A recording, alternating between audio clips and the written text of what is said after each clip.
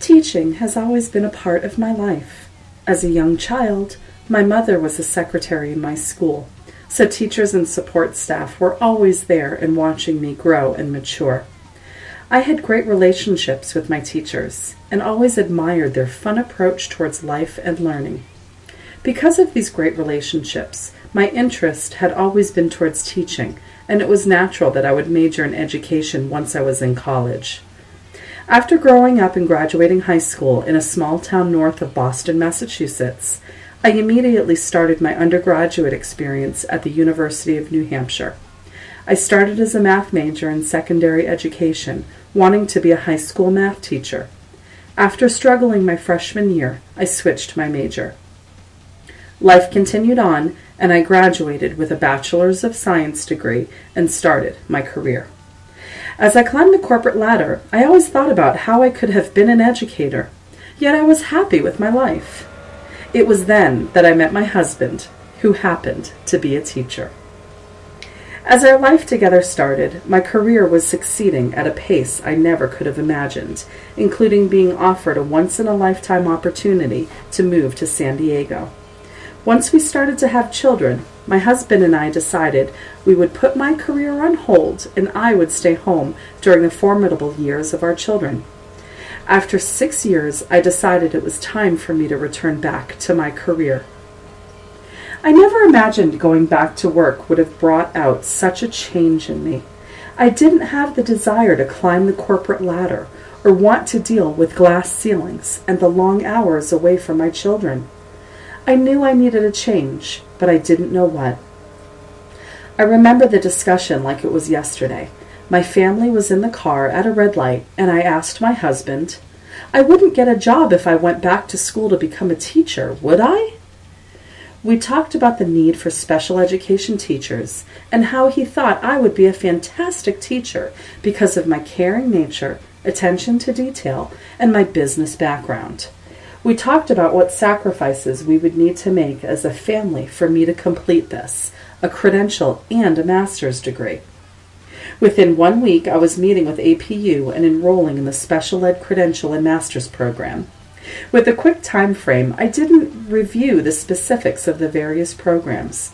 I just knew that I wanted to teach and defaulted in the credential and master's in special education.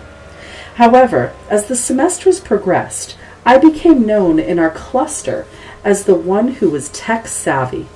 Between that and having a background working for Gateway Computers, it was only natural that one of my professors, Stephen Cochran, suggested that I look into the digital teaching and master's program instead of special education. After reviewing the classes and the descriptions, I knew it was a natural fit, and I transferred into the digital teaching program. Once I started my first class, I knew I had made the right decision. Almost 2.5 years later, after a rigorous schedule, I have received my mild to moderate credential, my moderate to severe credential, and will now receive my master's degree in digital teaching and learning. While taking my master's classes, I wanted to make sure that I took my learning to a level that was beneficial for my students, so I kept one theme for the major assignments throughout my APU courses. I designed the following unit based on an independent night out for a student with moderate disabilities. Dinner and a movie. It's something that everyone does at one point in their life. Enjoy a meal and head off to the local movie theater. We take this for granted. We assume all teenagers at some point in their lives, no matter how strict their parents are, will be able to go out with their friends, enjoy a dinner together, and go see a movie. Unfortunately, not all can do this. Not every teenager is able to function independently. Although they may want to be independent, there are cognitive limitations that impede their ability to be a so-called normal teenager, even if they look completely normal. Although just as challenging, it's different for those with visible impairments. The general population understands that people in wheelchairs need ramp access.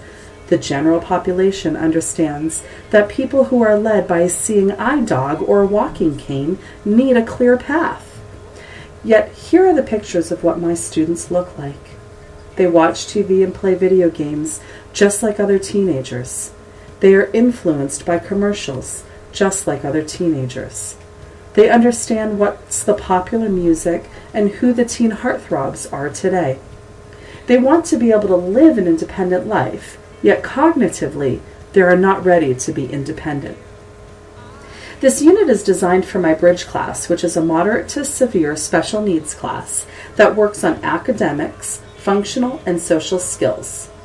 We work on learning to tell time and read a schedule so they will show up on time for a job or an event. We work on learning money and that when they hand a cashier a $20 bill for a $2 item, that they can't just walk away. I teach that the cashier will hand you back $18. I also teach that you say please and thank you and make eye contact as best you can, even with students with autism. I teach students how to hold a conversation, and although a yes or no answer may be appropriate, a follow-up question related to the subject is what constitutes a reciprocal conversation. I teach students to share their feelings and opinions, and if they are different, that's okay. I teach students to communicate their needs, and to make good choices. I teach students that shorts should only be worn during warm weather, and sweaters and heavy jackets are needed during cold weather. I teach these concepts on a daily basis, and this unit plan, Dinner and a Movie with Your BFF, focuses on all of these major life skills.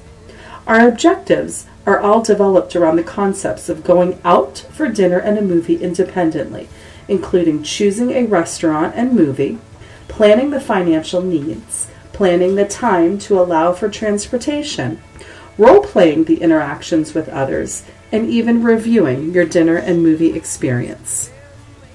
This unit is heavily reliant on technology, including iPads, computers with internet access, individual responders, an LCD projector, an Elmo and a dot camera, a classroom website with a blog, and a smartboard. Oh, and those iPads. Yes, we need them. And if you're going to use iPads, then we're going to need apps. The unit consists of 20 lessons, including a brainstorming session, reviewing their school snack or lunch by writing or recording themselves on the iPad, researching movie and restaurant reviews, movie and restaurant choices, movie times and map skills, money skills including the dollar over method, recording role play with a waitress, taxi driver, and friends, and finally planning the overall evening, including creating an invitation and blogging about the experience. The goal at the end of this unit is to provide my moderate to severe able to go out with a friend independently, go to dinner, or go to a movie, something that we take for granted. The goal is to also utilize technology that I learned in my master's program throughout the lessons so that my students are 21st century learners. There were many areas that I was able to combine required assignments for my master's classes with this unit plan idea. During the EDUC526 class that I took with Jim Sullivan, I created a web quest that students could use to research and plan their evening out with their BFF. Along with my dinner and movie assignment, I also designed my classroom website and confirmed my skills in Microsoft Office and iPad apps. During the EDUC514 class with Tim Holder, to support my curricular unit, I created a video production of the dinner and movie experience. Along with this assignment, I also created a dramatic montage, the horror of waking up and being without coffee. During Tim McKeon's EDUC 515 class, for my curricular unit, I created a restaurant review activity lesson plan where I made a sample audio podcast, and students were also to complete their own podcast or work in a classroom blog. And I also created a video podcast going over a lesson as well. The final class before my capstone was Jennifer Kordoff's EDUC 522, which I lovingly call The Beast. This was by far my favorite class with one of my favorite professors at APU. This class taught us about Howard Gardner's multiple intelligences and Bloom's taxonomy, and I used this information to create a unit plan for my dinner and movie theme. We looked at our own learning styles using these theories, which also helped us understand how to use them with our own students. During this experience, I became aware about how I learned and the lack of my time management. I learned that when I feel overwhelmed, I do something that I've nicknamed spinning, where I can't stop to make progress on any of my tasks. I just spin and stress out about my list of due dates, responsibilities, and overwhelming schedule. Even though I recognize that I spin and know strategies to avoid spinning, I still am a major procrastinator who will put things off to the last minute. Because of this, and knowing that I had yet another overwhelming schedule this term, I decided to complete my action research project on procrastination.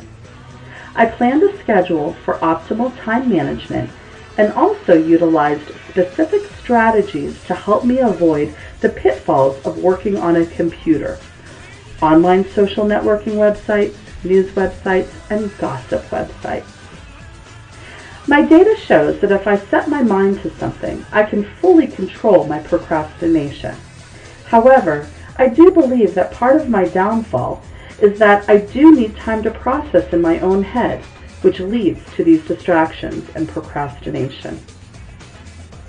It truly is amazing to me how much my life has changed in 2 years. I have gone from being a stay-at-home mom struggling with a direction to now teaching in my own classroom and obtaining my master's degree. I am so excited for my future and the positive changes that I have made within myself and where I am now giving to those who truly need help, no matter how severe the disability. Azusa Pacific University gave me a wonderful preparation for my special education career, and through God's path has led me to the best time of my life.